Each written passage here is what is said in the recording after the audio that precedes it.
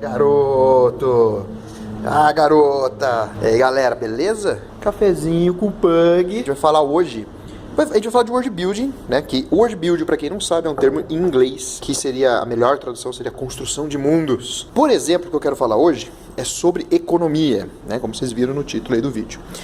Por que economia? Economia, pra mim, dentro de um jogo, é um dos fatores mais importantes quando você vai definir uma cidade, um vilarejo, até mesmo uma aventura, né? Dependendo da localização, para definir tramas e aventuras que podem acontecer devido a isso e para dar uma textura no seu cenário. Vai ser mais fácil você estar com isso preparado para você interpretar os NPCs, para entender mais ou menos que tipo de produto vai ter lá. Você não vai precisar fazer uma lista gigante, nada impede de você fazer, baseado no que eu falo aqui.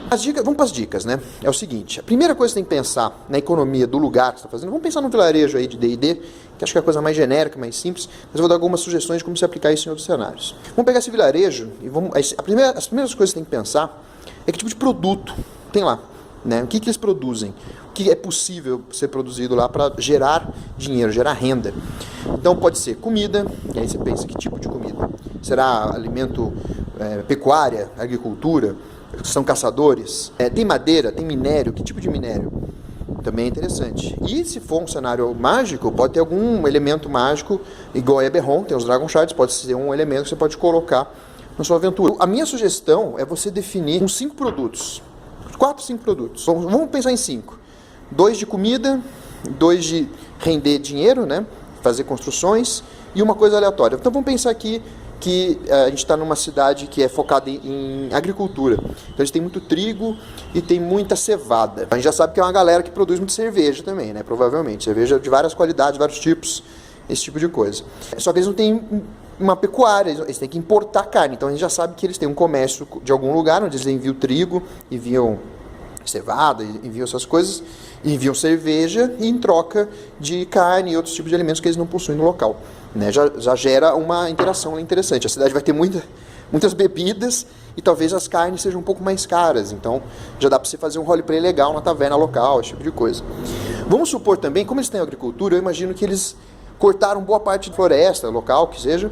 Então eu imagino que tem ainda uma fonte de madeira bem razoável. Outro material que a gente pode pôr cobre. Talvez tenha uma mina de cobre lá, por exemplo. Na cidade, você vai ter muitas coisas feitas de madeira e cobre. Então o artesanato vai ser rico nesse tipo de produto. Então vai ter muitos elementos que você pode colocar descritivos que vão dar uma textura legal. O pessoal vai se sentir num lugar real. Eles não precisam falar, quando eles entrarem, que aquilo faz parte da economia, eles não vão saber. Mas quando eles verem esses detalhes, o tipo de comida, por que comida é cara aqui? O cara fala, porque a gente tem que importar carne, a gente não tem carne aqui. Eu falo, nossa, que interessante, né? Mas vai ser mais interessante ainda para as aventuras. E uma coisa interessante que a gente pode colocar é que nesse veio de cobre, os caras descobriram mithril. É um negócio super raro, super difícil de pegar, tá? Beleza, a gente vai ter esses produtos. E aí, como é que a gente funciona depois? A gente tem que pensar em como são coletados. Então, por causa dos 2 produtos de comida, a gente sabe, é uma comunidade de muitos fazendeiros. Muitos fazendeiros. Fazendeiros, normalmente, eles avançam no território selvagem. Então, possivelmente, tem uma guarda especializada em manter uma certa segurança das fazendas, esse tipo de coisa. Então, você já pode pensar aí, vai ter mais rangers ou mais patrulheiros. A madeira, né, e o cobre, eu acho que a pessoal da cidade mesmo é trabalhador. Então tem uma galera, uns lenhadores, tem os mineradores, talvez, se fizer parte do seu cenário, talvez anões tenham começado a migrar aí para ajudar e aproveitar um pouco desse recurso também. E nós temos o mithril. O mithril ia ser interessante colocar, que é um negócio secreto, ou talvez os nobres tenham mais interesse nisso, mesmo porque eles vão ter mais recursos para bancar toda a extração e a produção disso. Eu não vejo, por exemplo, essa cidade tendo recursos para trabalhar esse mithril. Então eles vão coletar esse mithril e provavelmente eles vão vender esse mithril. Vocês viram como vai montando as coisas? E aí você já vai pensar assim, vamos supor que a sua vila tem uma série de guildas, organizações. A gente vai ter aí, uma guilda, uma comunidade de fazendeiros que vai ter um membro do conselho na cidade.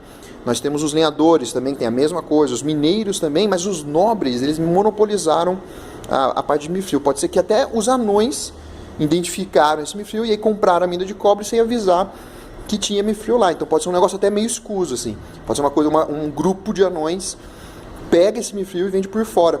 Então vai ser meio black market. Aí já adiciona um elemento aí de bandidagem no rolê. E aí pode ter nobres que estão ganhando isso, então eles pagaram nobres, então tem uma corrupção, enfim, esse tipo de coisa. O importante é saber como é que eles conseguem esse tipo de coisa. Por exemplo, nesse caso do Mithril, talvez os anões tenham conhecimento, mas eles não têm a mão de obra e eles não querem passar para frente. Então, por exemplo, esses nobres, eles podem contratar prisioneiros da capital para trabalhar nesse local. Então a gente já tem mais coisas aí interessantes, tem todo um submundo aí. Com aqueles 5 elementos que a gente criou, a gente consegue pular mais uns 4, 5 elementos que interagem, né? Que, tipo, sempre pensa assim, quem está pegando esse produto e quem está vendendo. E aí você foca, liga eles e vai linkar esses 4, 5 elementos que você criou com esses 4, 5 produtores, né? Por produção. Vamos pensar em criação e produção, né?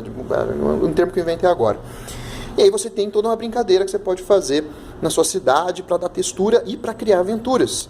Então, por exemplo, nessa cidade, a gente pode criar, por exemplo, uma aventura onde um grupo de criminosos está contratando mercenários para salvar um prisioneiro que está lá preso, por exemplo. Ou uma recompensa, né, por algum bandido que está trabalhando na mina. E isso pode causar uma série de problemas.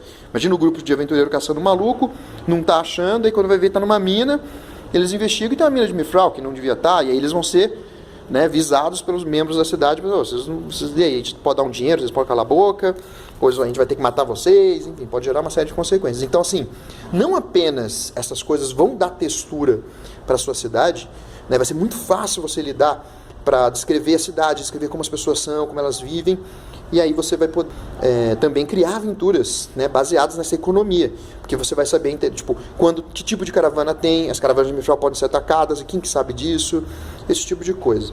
Eu fiz uma aventura num workshop, é uma das primeiras workshops que eu fiz, eu brinco muito com esse tipo de coisa, mas eu não entrei em tantos detalhes.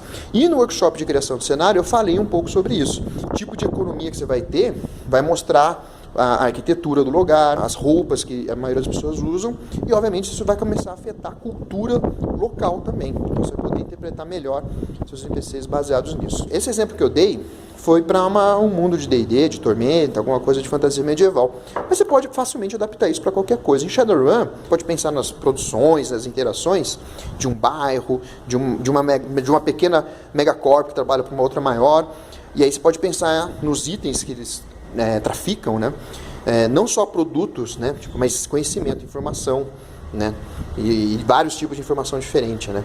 Já eles têm aqui muitos dados de design de armas novas, que está precisando para outra megacorp. Aí tem um trânsito aí pela matriz, e aí você pode criar aventuras em cima disso, e você também vai poder criar a estrutura de um bairro, né? Se um bairro está rico de dinheiro por algum motivo, por causa de algum tipo de informação, ou pela retirada de algum recurso daquele bairro, quer dizer que lá tem mais pobreza, tem menos pobreza, esse tipo de coisa. Em Vampiro, informação também será um grande valor, mas tem um recurso que está sempre presente numa sessão de Vampiro, que é, por exemplo, o sangue. Né? Principalmente na quinta edição agora, eles ainda fizeram sangue, tem tipos diferentes de sangue.